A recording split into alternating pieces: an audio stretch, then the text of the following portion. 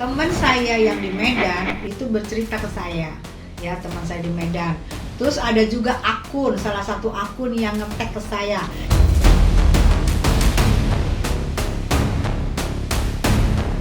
Membongkar masa lalu, tidak ada saya membongkar masa lalu. Ini hanya rumpian-rumpian kami sesama artis senior.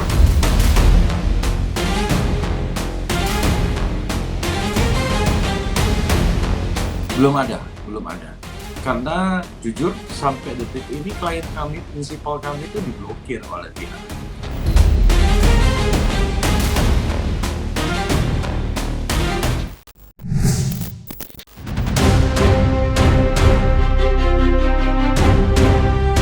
Sengkarut konflik panas yang meliputi perkara gugatan perdata Wan Prestasi antara Denada dan Ressa Rizky Rosano tampaknya semakin menjadi-jadi. Belum usai proses hukum yang tengah berjalan di Pengadilan Negeri Banyuwangi, publik kembali dibuat gempar dengan munculnya isu mengejutkan tentang sang penyanyi. Ya, berhembus kencang di media sosial, sebuah isu miring yang menduga kalau Ressa merupakan anak kedua yang dilahirkan oleh Denada. Dan beberapa tahun sebelumnya, putri almarhumah Emilia Contessa itu diduga sudah terlebih dahulu melahirkan seorang anak. Anak Denada itu 3 orang. Hamil pertama saat SMA, pindah ke Australia. Di sana lahir dan dibawa ke Medan. Hamil kedua tahun 2002 di Jakarta terus dibawa ke Banyuwangi. Isu tersebut tentu belum dapat dipastikan kebenarannya. Mengingat pihak Denada saja belum memberikan keterangan apa-apa. Namun yang membuat perbincangan kian panas, isu tersebut selaras dengan apa yang diungkapkan oleh artis senior Tessa Mariska beberapa waktu lalu. Lantas mungkinkah isu ini merupakan fakta yang tertunda? Dari sebuah sumber, si emak ini sudah 3 kali ngebrojolin. Yang pertama, emak masih SMA, dititip di keluarga Medan, keluarga dari ayahandanya. Ya, keluarga Medan sih berkecukupan ya, kita paham. Mungkin gak bakalan teriak juga tuh anak, karena dijaga dan diasuh oleh yang lumayan. Setelah itu ngebrojolin lagi dan sekarang dari sini kita lihat dan netizen membongkar-bongkar masa lalunya. Wow. Ya, tinggal menunggu waktu aja. Akankah yang Medan speak up? Akankah yang Medan ngeblow up? Kalau menurut aku sih, jika yang ini tidak ramai, maka yang Medan akan diam. Tapi kalau misalnya ini nanti ramai banget, yang Medan juga akan speak up. Atau mungkin juga enggak, karena sudah sejahtera sih yang di sana itu. Emak, rendahkan hatimu, peluk anakmu, rangkuh anakmu, karena bagaimanapun juga di akhirat nanti anak yang kita lahirkan kita harus bertanggungjawabkan. Apalagi kita tidak memberi biaya, kita tidak menafkahi, dan seolah-olah kita tidak menganggap dia ada. Itu menurut gue. Unggahan berisi dugaan jejak masa lalu Denada tentunya berhasil meledak dan menjadi perbincangan hangat di sosial media. Padahal, kebenarannya saja belum diketahui secara pasti. Menariknya, muncul sebuah bantahan dari salah satu akun yang mengaku teman dari Denada ketika menuntut ilmu di Australia. Anda siapa? Saya teman sekelas Denada saat di Australia. Jangan sembarangan bicara. Sementara itu, pihak penggugat sendiri juga enggan buka suara. Ketika dimintai keterangan terkait isu serupa beberapa waktu yang lalu, Ronald Armada selaku kuasa hukum pihak penggugat memilih untuk tidak memberikan komentar yang terlalu jauh.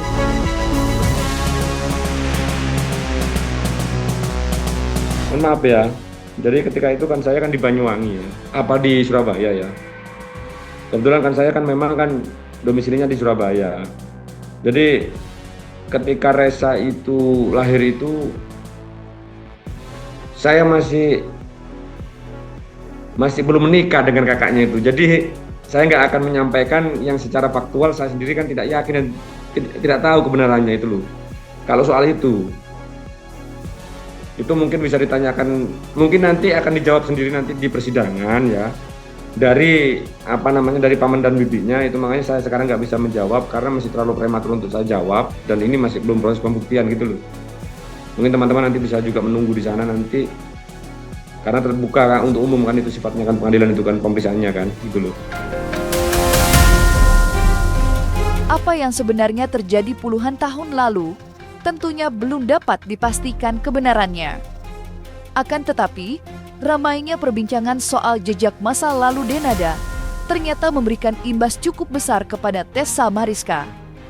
Lantaran ikut buka suara dan mengunggah perdebatan soal spekulasi asal-usul Ressa, Tessa Mariska dinilai membongkar masa lalu oleh sebagian pihak. Seolah menanggapi hal tersebut, Tessa Mariska pun tampil memberikan tanggapan. Lantas seperti apakah Tessa Mariska menanggapi dugaan membongkar masa lalu Denada?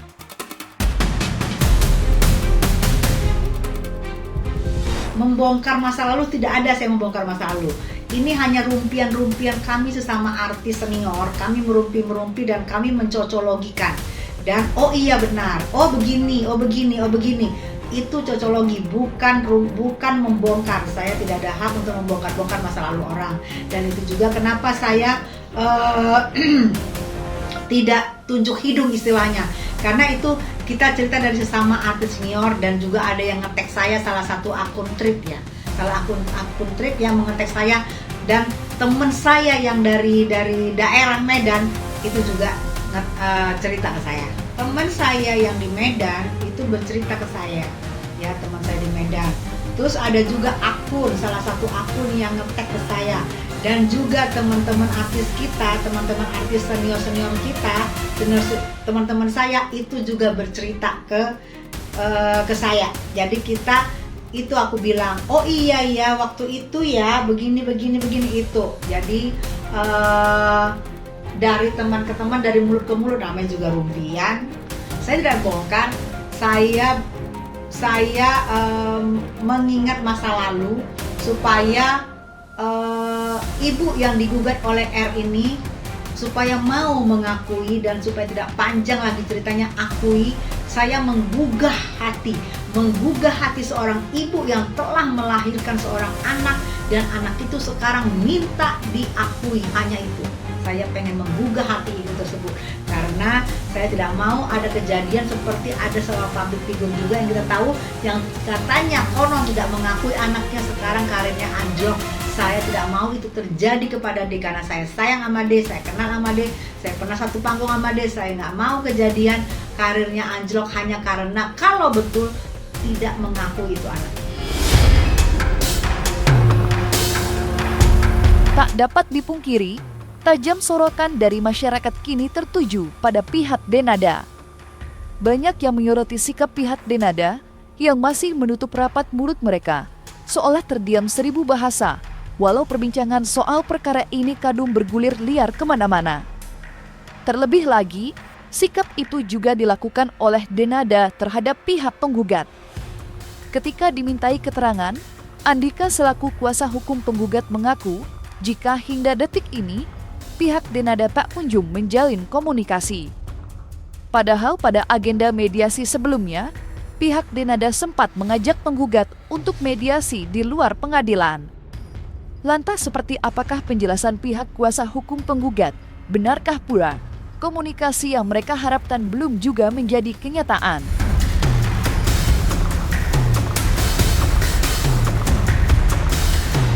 Belum ada. Karena jujur sampai detik ini klien kami, prinsipal kami itu diblokir oleh pihak tergugat. Sampai detik ini masih belum ada mediasi di luar persidangan, proses persidangan. Jadi begini, sampai detik ini kami selaku kuasa hukum dari pihak penggugat itu masih menunggu. Jadi terkait tersiratnya kabar bahwasanya sudah terjadi mediasi di luar persidangan itu tidak benar. Sampai sekarang pun kita masih menunggu.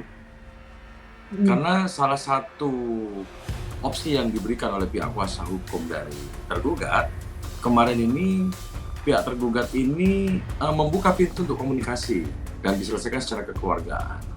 Namun sampai detik ini itu tidak ada komunikasi masih dari pihak tergugat kepada klien kami. Ya kalau dari saya sendiri oke, tapi kan harus dari pengadilan secara resmi Mbak. Kalau aku diakuin, bukan mau pansos bukan, ya ada itu jauh. Cuma pengen pengakuan selama ini kan gitu Mbak. Soalnya saya cari-cari tahu sendiri, capeknya sudah merasakan sakit hatinya, cari tahu sendiri. Bayarannya kalau dari aku sendiri itu pengakuan, tapi dari pengadilan juga harus secara tertulis. Tapi ya kalau mama gimana ya lanjut ke mama aja. Pesan saya buat D, semoga kamu mau berjiwa besar dan mau menyingkirkan rasa ego, rasa malu atau rasa pun apapun itu yang ada berkecamuk dalam hati kamu. Kalau benar itu anak kamu, akui itu anak kamu. Kalau tidak benar anak kamu, akui itu bukan anak kamu. Jadi jangan abu-abu kayak sekarang. Jadi jelas kepastiannya. Jadi R juga tahu kalau bukan anak kamu, R akan mencari siapa mamanya. Tapi kalau anak kamu, R juga akan tenang. Dan buat R, menurut saya sayang, kamu harus rajin bekerja karena kamu bagaimanapun juga saat ini kan masih hidup sendiri dan kamu tidak ada pemasukan. Kamu harus tetap rajin kerja, kamu harus semangat dan jangan down ya sayangnya, jangan down. Dan kamu yakin bahwa Allah punya kuasa dan akan ada jalan yang manis buat kamu. Bismillah ya sayangnya. Sementara itu, kisah pengakuan dari Ressa Rizky Rosano juga tak kalah menyita perhatian. Hadir dan menceritakan pengalaman pahit hidup tanpa pengakuan sang ibunda selama 24 tahun lamanya, Ressa sontak panen simpati. Dukungan moral dari berbagai kalangan kini datang menyertai langkah kaki Ressa. Terbaru, Ressa kembali berhasil menuai reaksi usai berbagi cerita soal pengalaman bekerja untuk almarhumah sang nenek beberapa tahun lepas. Di mana Ressa mengaku membantu agenda kampanye almarhumah Emilia Contessa dengan bayaran Rp2.500.000 per bulan.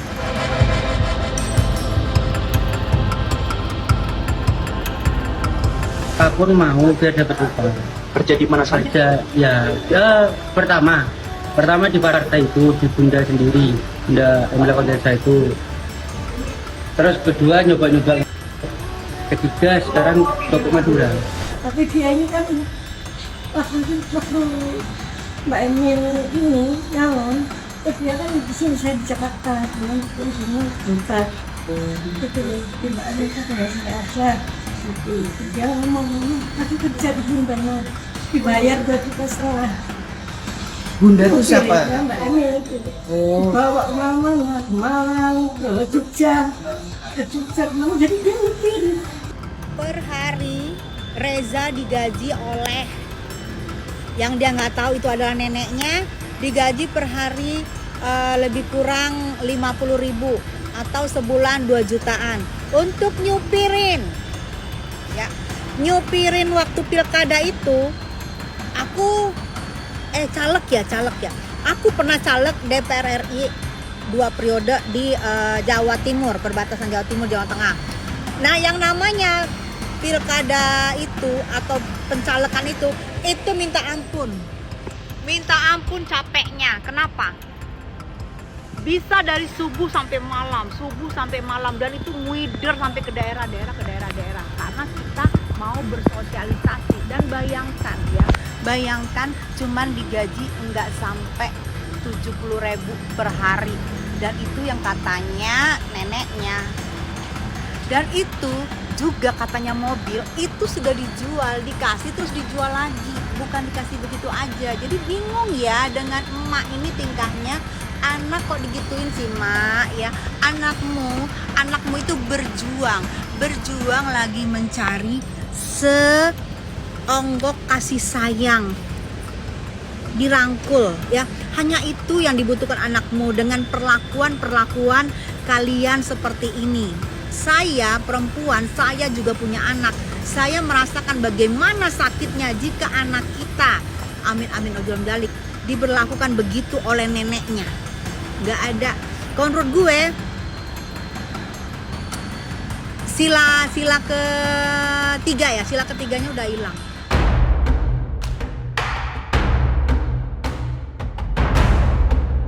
Terlepas dari apa yang terjadi di luar sana, Nafi kini sudah menjadi bubur. Gugatan perdata perbuatan melawan hukum yang dilayangkan Ressa, Dino Rosano dan Ratih Puspita kini telah berproses di Pengadilan Negeri Banyuwangi.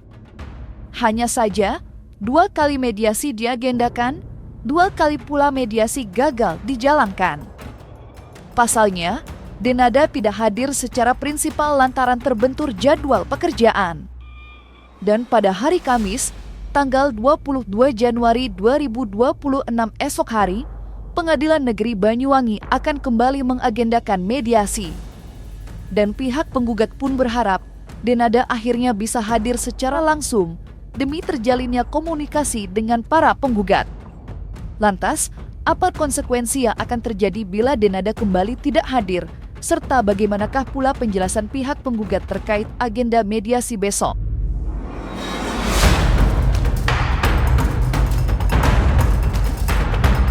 Agenda sidang hari Kamis ini mediasi ketiga. Jadi dari pihak Pengadilan Negeri Banyuwangi ini masih memberikan kesempatan prinsipal dari tergugat ini untuk hadir. Karena kalau kita bicara pasal 6 ayat 1 Permen nomor 1 tahun 2016 ini menegaskan para pihak itu wajib menghadiri secara langsung pertemuan mediasi dengan atau tanpa didampingi oleh kuasa hukum. Jadi kalau ada alasan-alasan ya yang sah untuk tidak hadir terkait tuntutan profesi salah satunya, tolonglah tuntutan profesi ini jadikan halangan untuk menyelesaikan perkara tersebut. Jadi saya berharap kuasa hukum dari pihak penggugat ini, baik penggugat dan tergugat ini bisa sama-sama hadir guna bisa menjalankan proses mediasi di Pengadilan Negeri Banyuwangi tersebut. Kalau proses mediasi ketiga gagal ini dalam arti tidak hadir ya maka proses persidangan akan berjalan lanjut. Jadi proses mediasi ini kan masih memiliki waktu kurang lebih 3-60 hari ke depan. Jadi kan di sini kan proses mediasinya masih berjalan pada dasarnya. Cuma dari pihak tergugat ini kan belum hadir. Bukan gagal ya, bukan gagal untuk meraih kata mediasi, bukan. Namun dari pihak prinsipal tergugat itu belum bisa hadir. Makanya kan kami selaku kuasa hukum dari pihak penggugat ini kan pinginnya kedua belah pihak bisa bertemu. Dan jangan lupa untuk like, subscribe dan juga share channel YouTube Cumi Cumi.